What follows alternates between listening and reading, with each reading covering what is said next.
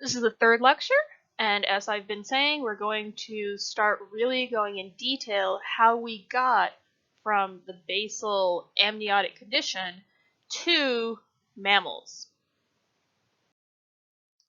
Reminder, what an amniote is these are animals that have a watertight egg, and we think of them, hard-shelled egg.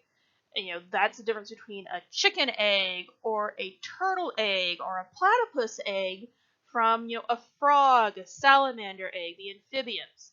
So remember, everything here is a vertebrate. That's an animal with a backbone. The ones that came from the water to land, those are the tetrapods with 4 limbs. And then the tetrapods excluding amphibians are amniotes. These are animals that have a contained watertight egg, and this permitted amniotes to fully break from the water and colonize areas that were very dry and warm and not very inhabitable for amphibians.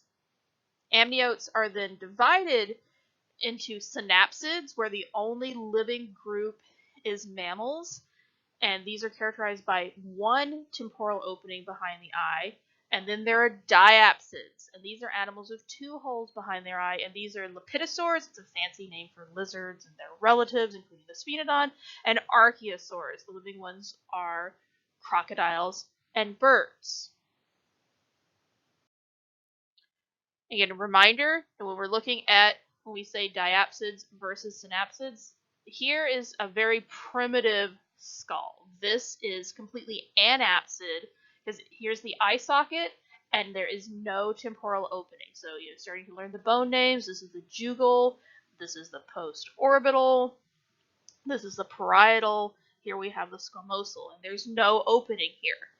In synapsids that are here and diapsids that are here, there are openings inside here. So we have an opening here, just a single opening. This is synapsid condition. And we have 2 openings here. This is diapsid condition. And I've used this slide before. I said, ignore D. Don't bother to look at D. This is the urapsid condition. We don't care about that. That is the marine reptile condition. We're not going to hear about that. And again, what is the purpose of the temporal openings?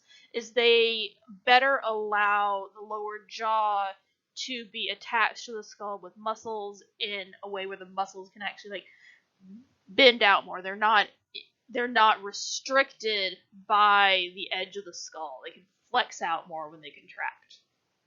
And so that's why this very useful adaptation was developed multiple times. Now we're going to start really going through the tree here.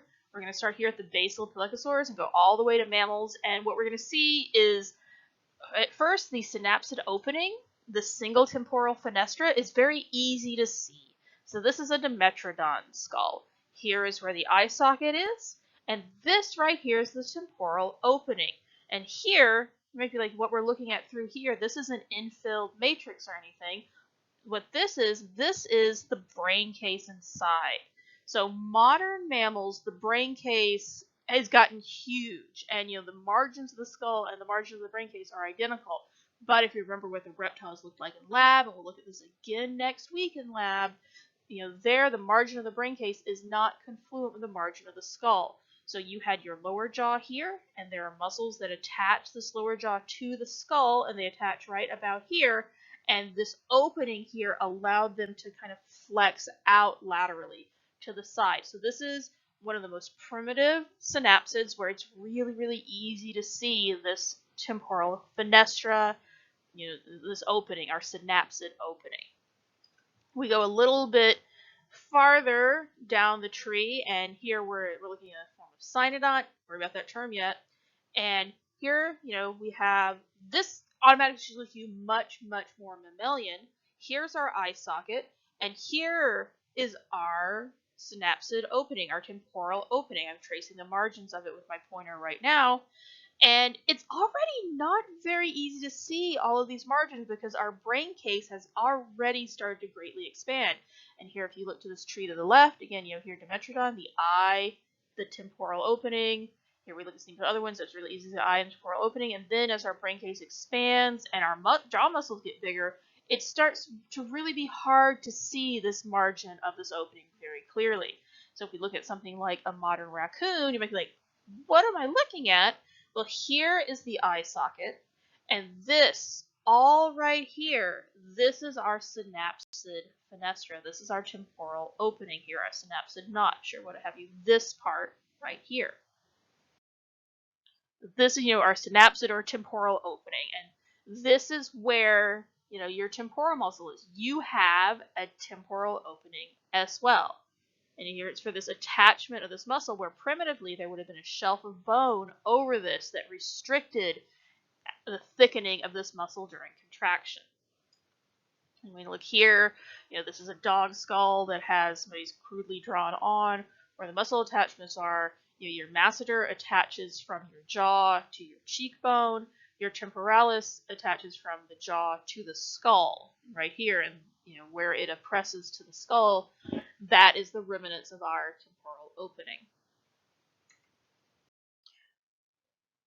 Okay, with the review of what a temporal opening is out of the way, we're now going to start really tracing our way through synapsid evolutionary history. So again, we're going to kind of see how we got from the base of Amniota up to Mammalia, and we're going to start here with these pelycosaurs, where, this is not a group, we'll get into what that means in just a second. This is a paraphyletic assemblage of taxa, kind of in a stem-like fashion leading up to Mammalia. And they all look extremely what we consider reptilian. Here you can kind of see this path of how we're going to go in the next few lectures, and we're going to be right here for today's. Pelycosaurs first appear in the late Carboniferous, and they quickly rise to dominance. If you were to look at the biodiversity in the Carboniferous, most forms at the time would be a synapsid.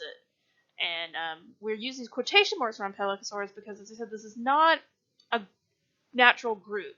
There are some pelycosaurs that are more closely related to mammals than they are to other pelycosaurs, as we'll go through. Again, this is the part of the tree we're going to look at for today's lecture. And this is a really old school diagram where you see all these little dotted lines. I like it because it shows the biodiversity patterns through time. It shows you, when a group had a big extinction event but didn't go extinct. This is a much more modern style of diagram where relationships are much more well figured out. There's much more support, much more work has been done, and basically the same.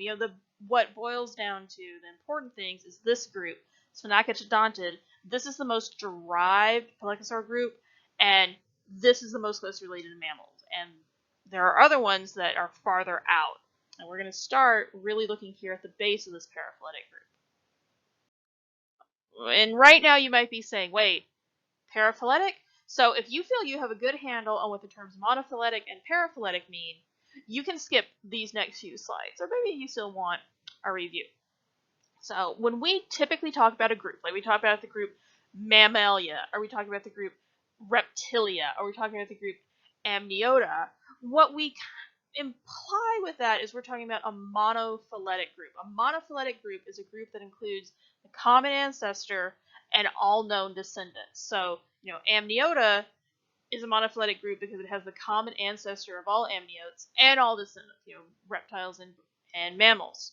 If we took birds out of Reptilia, that is what is known as a paraphyletic group, where it's a group that doesn't have all of its descendants, is missing part of it. And if you just kind of put organisms together from wildly different parts of the tree, such as Mammalia and Aves together, that is a polyphyletic group.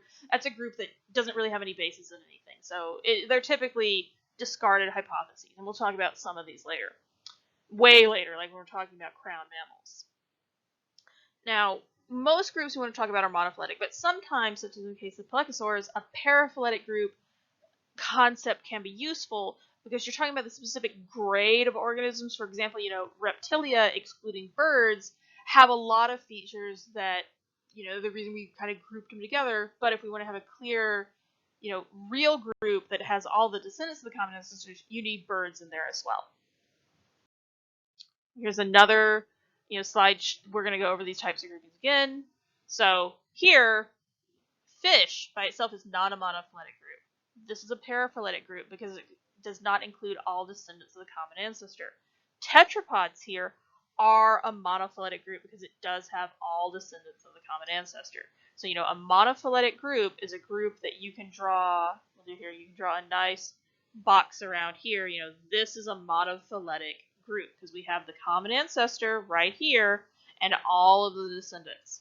A paraphyletic group, well, if I want to draw just a group around the fish, so okay, here, I'll get their common ancestor, and then, oh, well, I don't think amphibians are fish, so I'm not going to include them. I'll just do like this. Well, we've got the common ancestor, we've got a bunch of descendants, but look, this branch right here, change color so it's a little easier to see, this branch right here, we've lost it. We didn't include this part of our group, so this is why this is a paraphyletic assemblage, because we're missing these tetrapod descendants. And groups, monophyletic groups, are defined typically by what we call synapomorphies, and I'll use this word a lot in this course. A synapomorphy is a shared derived feature. So the things you found in lab that group mammals together to the exclusion of reptiles, those are synapomorphies. Fur, reduction of skull bones, acquisition of different types of teeth, those are mammalian synapomorphies. A plesiomorphy, however, is a primitive condition that you might at first use to group some organisms together, such as you might be like, oh, well, they don't have limbs. Well, it's primitive to not have limbs. And what else do fish have? Fish live in the water. Well, it's primitive to live in the water. You can't use those kind of things. And if you have any questions of these, we're going to have a systematics lab coming up, and we can discuss a lot of these things then. Okay, if you skipped ahead, I hope you're back here now. We're going to really start talking about this dominance. And what do I mean by dominance? They had, here, because if we looked at the late Carboniferous or the early Permian, most forms that you would see as you looked out over the landscape would have been these pelycosaurs. Here are some, reconstructions from different times in the Permian, looking at some landscapes that have been reimagined, and everything we're looking at here that is a tetrapod in all three of these images, these are synapsids. That aren't the amphibians. These are amphibians right here. But like these sailback forms are synapsids. Dimetrodon here. These are predatory synapsids. These are herbivorous synapsids. This is a synapsid here, and I really like this image here because it actually has one of the most primitive pelycosaurs with one of the most derived. Now, the pelycosaurs and things like Dimetrodon have commonly been called mammal-like reptiles. It's probably a little bit more accurate to call them reptile-like mammals, since they are not reptiles. They are more closely related to mammals, but they're not mammals yet. So we kind of think here, if we're talking about grade, you would look at them and be like, that looks like a reptile, because they're what we think of as the reptilian grade. They don't have any fur, they're covered with scales, they are sprawling posture, they don't have differential type of teeth, but clade, they're on their way to mammals. So these pelycosaurs are extremely reptilian-like in their grade, but cladistically, they are much more closely related to you than they are to a crocodile or a lizard. And again, they first appear in the late Carboniferous, and the last one of these assemblage goes out about the middle Permian.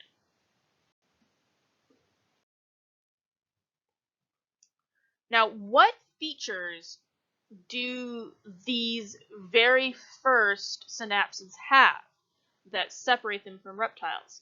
Well, they have these, they're called caniniform maxillary teeth. So, think about an alligator or a lizard, the teeth are all the same. Well, we're going to look at a lot of these skulls, and they are going to look like most of the teeth are going to look extremely similar, but pay attention to things at about where the level of the canine would be. These teeth are enlarged, so we're kind of looking at the first tooth differentiation. We're kind of starting to get canines. And, like we said before, they have a single temporal fenestra. So what do some of these very early synapsids look like? This brings us to Aphacidontidae, which is the oldest and one of the first appearing families of pelycosaurs. They show up in the late Carboniferous and they go to the early Permian, so around quite a long time. Here is a reconstruction of Ophicodon, the most well known, and here's a skeleton that is in the American Museum of Natural History in New York, and it was collected actually in New Mexico. It is pretty big. It is about 3 meters long with a really, really large skull. Like, look at this skull. This skull is like almost as big as its rib cage is again. It has, look at these massive limb bones here, and there's 6 to 7 genera within this family. Oh, it is a basal synapsid, so again, very, very basal. It's one of the first families. It's a very big predator. It was one of the first synapsid predator, with lots of teeth that are mostly the same size, but people have identified a canine that's a little bit bigger. And if you're wondering what the name means, when they first saw these, they thought these slender teeth looked like snake teeth, so Phacidon means snake tooth. And they are notable because they're thought to have actually preyed on tetrapods rather than insects, which a lot of the previous tetrapod predators were thought to eat insects and not other tetrapods.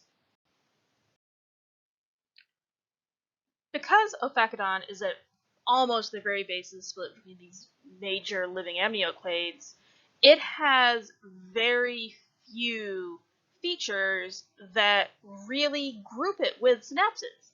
But the ones it has are extremely important. Again, it has this, you can see this temporal fenestra, and it has right here, right here, it's got a slight enlargement of a tooth on the maxilla, and it's starting to reduce some teeth in other parts of the skull. Because, you as a mammal, you have teeth on your dentary, your maxilla, and your premaxilla. That's it. Reptiles have teeth all over the mouth. They have teeth on the pterygoids, they have teeth on the palate, they have teeth everywhere. And they have all the same teeth, they all look like little pegs, and extremely sprawling gait. Very, very reptilian grade, but we know they're related to us because they have this nice temporal fenestra, the synapsid opening. Another very early clade that is not as well known is the Veranopsidae. Also late Carboniferous to early Permian. Here's type Veranops. They are a little bit smaller, about 2 meters long. They were found all over Eurasia, in North America, Russia, also in South America. They were thought to be very active and agile predators, a lot like living Varanus lizards, which is why it has the name it has. There were about 11 genera, and as you can see here, very large eye socket with, right behind it, this temporal opening, and they have some caniform type teeth. Some people notice in the lab they still have their pineal foramen. Here's a reconstruction. Again, very, very reptilian grade. We are going to be going back to this diagram, this tree, a lot because it lays out everything we're talking about in this lecture. So again, here, everything here is a synapsid. You're a synapsid, and here we have these two groups we just talked about. So Ophacodontidae plus Veranopsidae, they both have the caniform maxillary teeth and a lower temporal fenestra, but that is about all they have that unites them with Synapsida. Other than that, extremely, extremely reptilian. So let's keep going. The next group we have this early Permian animal called Eotheris, and it's in the group Eotheriidae. And it has much more elaborated caniform teeth. You can see there, these two huge canines type here. And so we're starting to really say, okay, we're going to have canines develop right here. Another one that's closely related to that form is Casidae. They're in the early to middle Permian, and this is one of the most famous. This is Colotorhynchus, and you get this huge body with this itty bitty head. This is not mistake. this is what its head looked like. And I love this image because you can see its limbs. The humerus is held pretty much horizontal. S is the femur. These very, very big, bulky, very reptile grade bodies. And here's an overhead shot. We can see this itty bitty head. This is also from the American Museum of Natural History, this one on the right. You can see here actually where I have the pointer right now, that is the pineal foramen. And you can see though here's the eye socket, here's this temporal fenestra. And here's a reconstruction of it with a person showing you this was a pretty big animal. This was cool because this was the first large herbivorous tetrapod. By looking at their teeth and just looking at other things about their form, we can say this was a herbivore. This ate plants. And so there was nothing like this before. Everything else we've looked at has been a predator, but now tetrapods are the herbivores. So things are eating plants besides just insects and other invertebrates. And again, really big barrel-chested form. Reconstruction. You can see it kind of carefully walking with its super tiny head. You just want to show you how big and barrel-like this body was to hold the gastrointestinal organs to digest all of this plant material. This is kind of step one at trying to make a herbivorous synapsid. Oh, what features are important here? So what do the one I showed you with the really big double canine Erythrus and the tiny-headed animals exemplified, the tiny-headed one that is part of the Casidae, what do they have? Well, of course they have the basic synapsid features. They have that caniform tooth and they have the temporal opening. But they also have no teeth on their pterygoid. They have lost teeth on one of the bones, the skull, that reptiles had teeth on. They have 3 or more sacral vertebrae. So you have about 3 or so vertebrae in your sacrum, maybe even more. You can have a tailbone, but mammals have 3 or more bones in their sacrum. Reptiles typically only have 2. So here, it's at this part of the tree, right here, at node C, where we develop that acquisition, another vertebra in the sacrum. The sacrum starts to be fused a little bit more firmly together. And also, a lot of you noticed in the lab that the pelvis of the lizard, the bearded dragon, looked very different from that of the cats, and we start to see that transformation happening here, where the blade of the ilium, the iliac blade, starts to get a little bit taller, and it starts to have this prominent interior process that will become the big blade that we see in modern mammals eventually. And I'm not going to go into detail, but be aware that there are a lot of specific features that unite Erythidae and Casidae. These animals weren't only becoming more mammal-like; they were adapting in their own fashion. For example, the family Casidae, they're united by those huge nasal openings. These animals are not just proto-mammals; they're their own thing. But we're getting more and more mammal-like as we go. And here you can see a comparison. Why, the one on the right is much more closely related to mammals, and if you look at this, you can kind of start to see it. Especially, again, if you look at the pelvis, this still doesn't look mammal-like, but this is extremely reptilian-like. And this one here, more closely related to mammals. We started to actually kind of restrict the snout a little bit. Like, this is extremely elongated and pointy, kind of like an alligator. This kind of looks more mammal-like in a lot of ways. Going back to the tree, so we've talked about this group, talked about this group, so now we're going to start talking about this group here, Edaphosauridae. And I have trouble saying all these names, so don't worry, you'll never have to pronounce them for credit. So, Edaphosauridae, this is another group that starts in late Carboniferous to mid-Permian, and they are the sailed-back herbivores. So they're not Dimetrodon. These many animals had sails back in the Permian for some reason. Why? It's thought it might have something to do with thermoregulation, especially if you look at Edaphosaurus here. It had a fairly highly vascularized system in its sail, but Again, it was another one of the first large terrestrial herbivores. We got about 12 feet long, we're talking about 4 meters, and it's thought that they weighed over 600 pounds. And they were preyed upon by a Dimetrodon. Oh, these forms, again, we're starting to look much more mammal-like, and so we look at the pelvis compared to some of our previous ones. And here is a skeleton, and again, notice that it is its own thing because we now have the palatal teeth have come back because this was adapted for being an herbivore. But overall, we're looking a little bit more mammally. What are the features that Edaphosaurus had that grouped it closer to mammals? Our post-orbital part of the skull got narrower. That's more mammal-like. There's these foramens on the parietal that are very posterior in reptiles, and they came anterior. The stapes, that's one of the bones in our inner ear. It's the only bone reptiles have in their inner ear. It looks very different in mammals versus reptiles. It's started to look more mammal-like with this group. So their ear is just now starting to get a little bit more mammal-like. Still very, very reptile-like. And again, our ilium starts to expand. It's not as expanded as we see in later mammals, but it's starting to get there. And look where we are in the tree.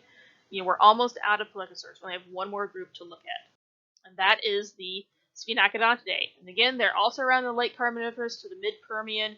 These were the predators. This is kind of the most famous one, Dimetrodon. A lot of people know of Dimetrodon. A lot of people think it's a dinosaur. Not a dinosaur.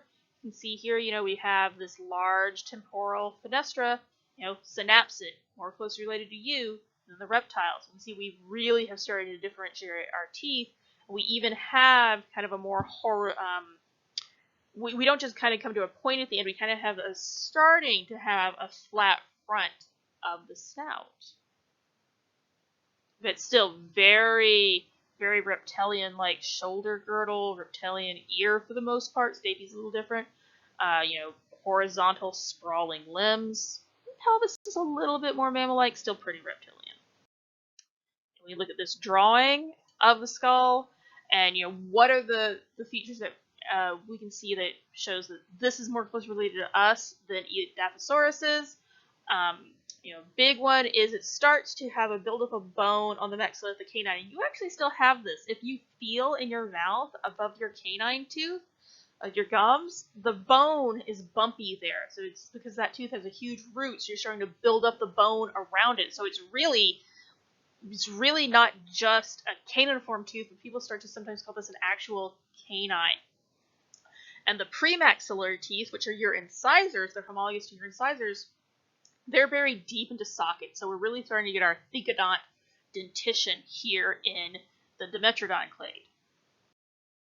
And we look at our tree, we've done it. We've gotten to the most derived basal synapsid, here in the pelycosaurs. And again, these were all over the Permian until we really started to have the big extinction events. And I like this because now you can say like, oh, here's Ophicodon and here's Dimetrodon. So we got a really, actually I think this is a Dimetrodon. This is Edaphosaurus. So we got a really primitive one and a really still primitive, but a little bit more derived. What was the climate like at the time? They lived on the continent with now Pangaea, so that's why some of these distributions might be like, this animal lived in Russia and South America and Africa. Well, it wasn't that long of a walk when they were around. So, this was so long ago that the world looked very, very different. But not a jelly test. Not going to go into more detail than that. So again, these things are going along pretty well till we reach the end of the Permian, and then we lose a lot. Now, and again, these clades, they don't quite make it to the end Permian, but the fossil record is really good in the mid Permian, and then there's not just as many nice rocks at the end Permian. So some of these might have been out there, they just weren't preserved. Let's kind of sum it up. Here is our very primitive basal most pelycosaur, and there's a reconstruction. And this is a member of the Ophiocodontidae, we're looking at the Carboniferous. These first appeared about 315 million years ago. We got, Dimetrodon here, which, here's a reconstruction. This is a member of the family Sphenacodontidae, and this, shows from the Permian about 275 million years ago, Dimetrodon itself. We're looking at 50, almost 50 million years, 40 million years of evolutionary history. And even though when you look at Dimetrodon, you probably still think this looks very reptilian grade, we've gotten a lot closer. Compare these two, and you can see Dimetrodon still looks very reptilian, but a lot more, mammally, to use a super scientific term. But this is closely related to you more so than it is to a crocodile. But this is even closer to you. You see, especially in the pelvis. We now have our sacrum made up of 3 or so vertebrae instead of just this kind of loose. There's not really much of a sacrum in reptiles. You check out the bearded dragon sacrum next time you're in lab and look at it. It's not fused together strongly what we see in the mammalian sacrum. We're still sprawling limbs, but our pelvis is a little bit more mammal-like, and we're starting to get a kind of, these are both predators that ate other tetrapods. Well, this looks much more mammal-like in the mouth. Notice our tooth row is much shorter. We're not all parallel in a single line, which they kind of go through that phase for a while before they get thoroughly in. A clear caniform tooth, and we're kind of not, they don't call them incisors yet, but we're getting there. We've come a long way already, even though, Dimetrodon is still very, very primitive synapsid. So, pelycosaurs, they're on the path to mammals, but still mostly reptile grade. So, every single pelycosaur has a synapsid opening, and they have caniform teeth. And as you go out throughout pelycosaurs, they get more and more features that group them with mammals, but all of them still have the following reptile-like features. They all have a sprawling posture. None of them have a set dental formula. Tons of teeth. Like one Dimetrodon can have 5 or 6 more teeth than another Dimetrodon. There is no set formula. They have teeth on other bones besides the maxillary and premax and dentary. Even the later ones still will have some teeth on bones like the palatine. They have many additional bones in the shoulder girdle. Their ear, it's reptilian, about, not, the stapes has changed a little bit. So maybe like 98% reptilian. And the pelvis is also extremely reptilian-like. Okay, and there we've done it. We've made it through the very basal synapsids, and we're going to start next time talking about these things that actually start to look more mammally. I'm going to leave you with a link to a video on Daily Motion where someone has uploaded one of the BBC's Walking with Monsters documentary, where if you're not familiar with Walking with Dinosaurs and Walking with Monsters, they explore fossil organisms under a pseudo nature documentary style. So they kind of pretend that they've just sent cameras back in time, and they are going to show you how they've reconstructed some behaviors. Now, the animals themselves are based on a lot of anatomical evidence. They had actually know a couple of the people who advised on these programs, and the way they move is really based in our knowledge of biomechanics and the skeletons. Some of the behaviors, like you're going to see that this whole thing with Dimetrodons being cannibals, that's not based on anything. There's no evidence for that. They just thought it looked cool for their program.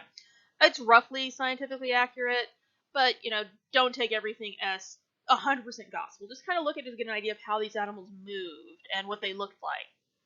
And they're also going to call Edaphosaurus and Dimetrodon reptiles roughly 80 times. Remember, they're not reptiles. They're synapsids. They're pelycosaurs. They're more closely related to mammals. And pick that up about 12 minutes in. Remember, not reptiles.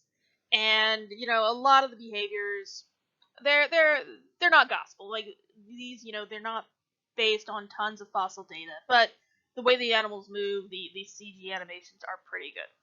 And if you watch all the way from about 12 minutes in to the end, you'll see a preview of what some of the things we're going to talk about next time, like Gorgonopsids, look like.